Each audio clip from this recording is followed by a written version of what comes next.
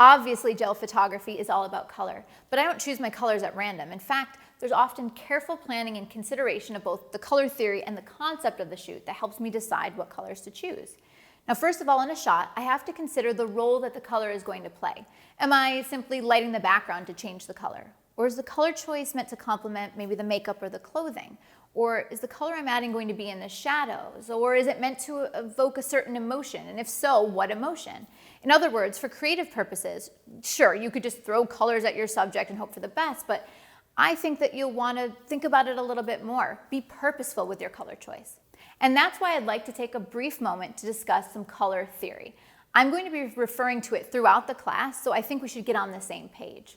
Color harmony and color theory is how we can combine colors in a way that is pleasing to the eye, hence the word harmony.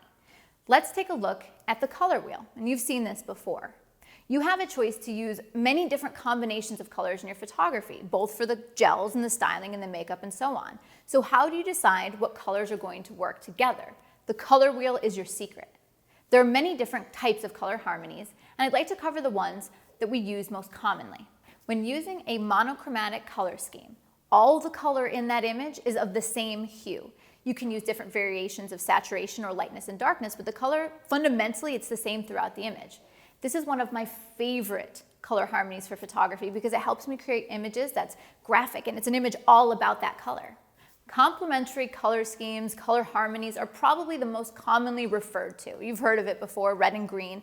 What it means is on the color wheel, the colors are opposite one another. Purple and yellow, orange and blue, these are also different complementary color combinations. And when these colors are very saturated, it creates a really intense contrast and a lot of energy.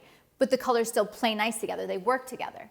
The thing to remember is that you don't need to use the most saturated versions of these colors to make them work. For example, you could use more muted or even pastel combinations of these colors, and that's still going to be complementary color harmony.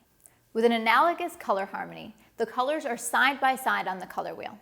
These combinations tend to be a bit more calming to the eye. It's a very unified color palette. So for example, you could choose a variety of blues and greens, or maybe reds, yellows, and oranges.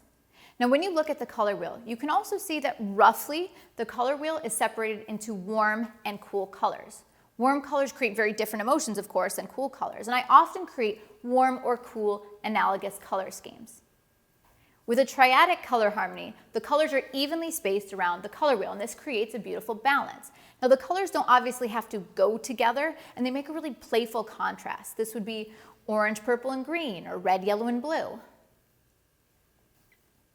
Now that we've talked about color harmonies, that doesn't mean that you have to stick to only one of these theories. And in fact, there are many, many more than I've talked about. For example, something I'll do is select some analogous colors, and then I'll add the complementary color to make the subject pop out.